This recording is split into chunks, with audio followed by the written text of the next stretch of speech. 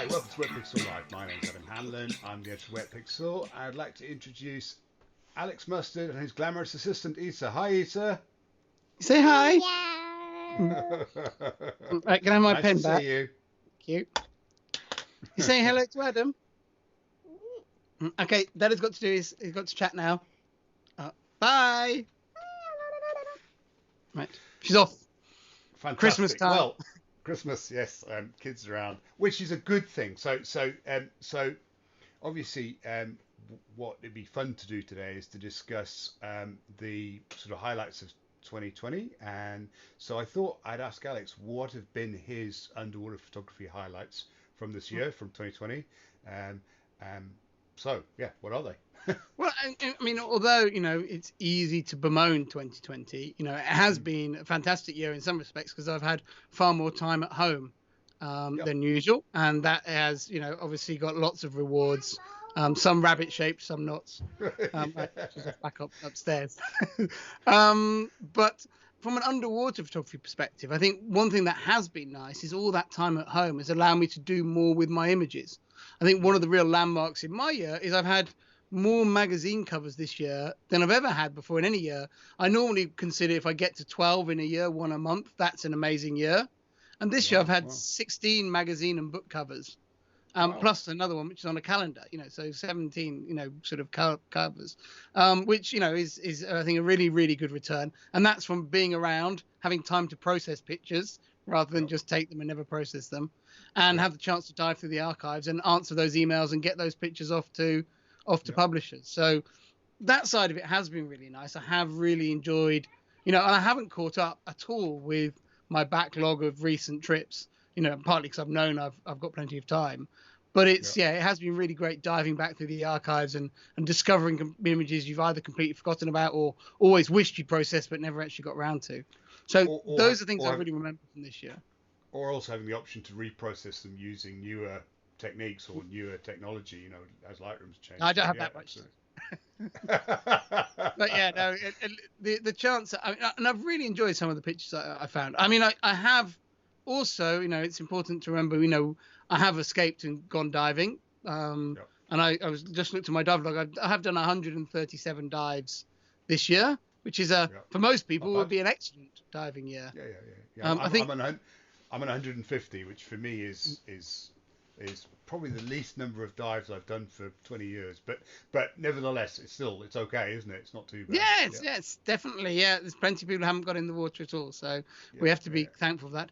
I think I had got into the 90s by March, and so I've not done that many since then.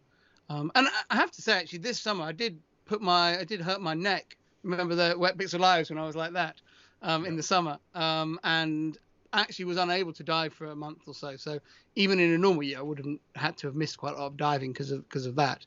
But yeah, I've really enjoyed being able to get back and dive in the UK this year. I've not been able to justify that for a few years time wise. So I've really enjoyed, diving in Scotland. Did 2 trips to Scotland in the autumn and early winter this year, and it was my first time back up there for 10 years. So. Yeah, well, I mean, it is, just rediscovering local diving is very cool. So my door, there we go. So my start to the year, obviously in terms of diving, I went to the Red Sea, to Eilat, to the Red Sea Festival, organised by Samurai and Noam Kortler, and it was a wonderful event, full of very passionate, very enthusiastic divers. Obviously the classic kind of Eilat, clear blue water, all that kind of thing. At least it was for 2 days, and then a storm arrived, and it was a really, really bad storm. And I have to say that Eilat, the whole city took a right battering from the storm. And what was really cool, so obviously the underwater events was shelved, but then literally the storm passed, and within 2 days the whole of Eilat was out there picking up the rubbish and repairing the damage. And it was great to see sort of a community coming together in a fairly bad time, and actually going out and not just repairing the damage, but also picking up the litter that had been kicked up, repairing the damage to the corals. There was a real kind of community focus on trying to get things back to normal, and that was great to see. So despite the fact that it wasn't particularly productive from from a photographic point of view or underwater photographic point of view, it was a pretty amazing trip. I then had to sort of escape Israel, sadly, running ahead of the outbreak of COVID. And I think you had a similar experience, didn't you, Alex? Yes, yes. So in the beginning of my year, I ran 4 workshops, 2 in Cayman and 2 in Cuba. The Cayman ones in January, the Cuba ones in March. And photographically, they were all very productive trips, I have to say, which has really helped this year. I think if I'd had either no trips, and it's funny, because the way years work, I don't consider the trips I did in December of 2019 the same year. But psychologically, having those 2020 trips sort of done and the pictures to process. So Cayman was a lot of sort of people photography for the Cayman guidebook, and Cuba was a sort of much more nature photography with crocs and sharks and groupers and all that. And I really enjoyed those Cuba trips. They were quite stressful to run because COVID was obviously blowing up around the world, and during the second week in Cuba, our internet broke in the place we were staying. It's pretty remote anyway. So we had almost no communications. And it was that side of it was pretty stressful because, and it was funny because nearly everyone on the trips was just super happy to be there and like had no worries at all about the COVID situation. And running the trips, I was very stressed by it the whole way through. Because partly, and I was surprised how everyone was like, oh, it won't be a big thing, and I was like, I think this is going to be a really big thing. But actually, ultimately, everyone was really glad we got those trips in, because going into lockdown, having just done a trip, really made it a lot easier for a lot of people. So, I was happy that we got those 2 trips done. And then the only workshop I've run since then was the Scottish workshop at the beginning of November, which I enjoyed equally. I think particularly just to get back and enjoy that workshop vibe of collaborating with other photographers and working towards better pictures was really enjoyable. Yeah, creative buzz. I mean, speaking of creative buzz, we obviously the competition circuit's been going on throughout the year, and certainly earlier on in the year we had the announcements of UPY. So Greg LeCoeur was our overall winner, and he's sort of been a category winner in UPY quite a few times down the years, and been a contender for the overall title on a number of occasions. So it was a kind of very nice feeling that he won it, and I think he may well be one of the first people to win it twice in its modern form. I think he's right in the mix every year.